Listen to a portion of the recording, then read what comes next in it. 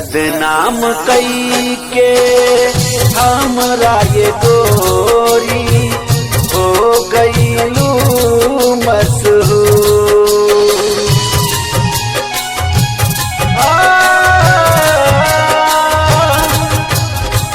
बदनाम कई के हमरा ये गोरी हो गईलू मशहूर। कवन खता हो गईल बहम से, कवन खता हो गईल बहम से, गईलू काहे दूर। बदनाम कई के हमरा ये गोरी हो गईलू मशहूर। बदनाम कई के हमरा ये गोरी।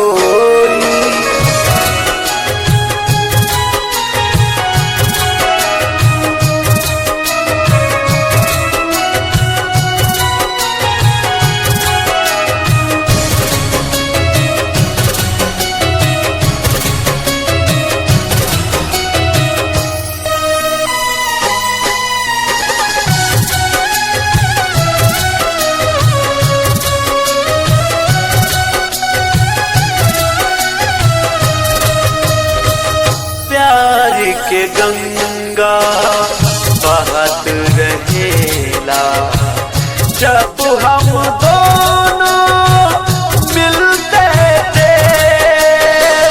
अपने प्यार के फूल चमन में रोज सुबह को खिलते थे।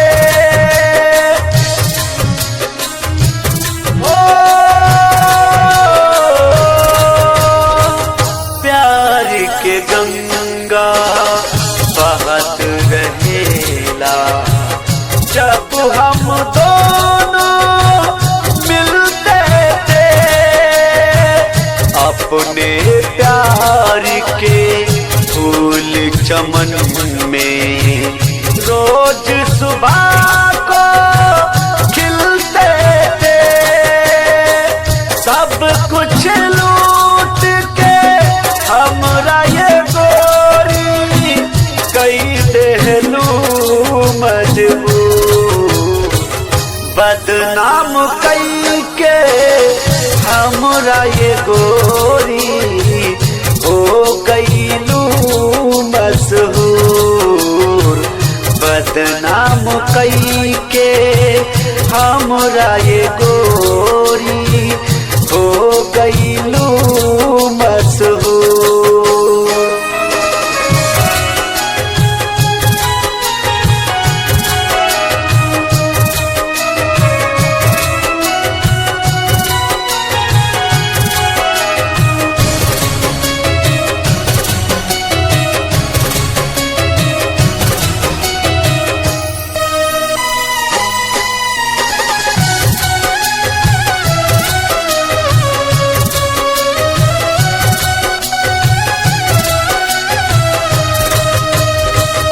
एक पल हमको चैन न आता, जब ना तुमसे मिलते थे।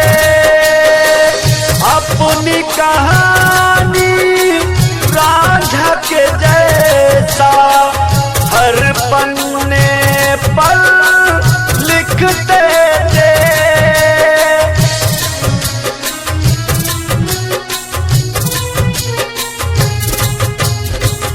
एक पल हमको चैन न आता, जब ना तुमसे मिलते थे। अपनी कहानी रांझा के जैसा हर पन्ने पर लिखते थे। कहीं के न हमरा छोड़लू ये रानी, इतना कईलू चूर। बदनाम कई के हमरा ये गोरी हो गईलू मशहूर। बदनाम कई के हमरा ये गोरी हो गईलू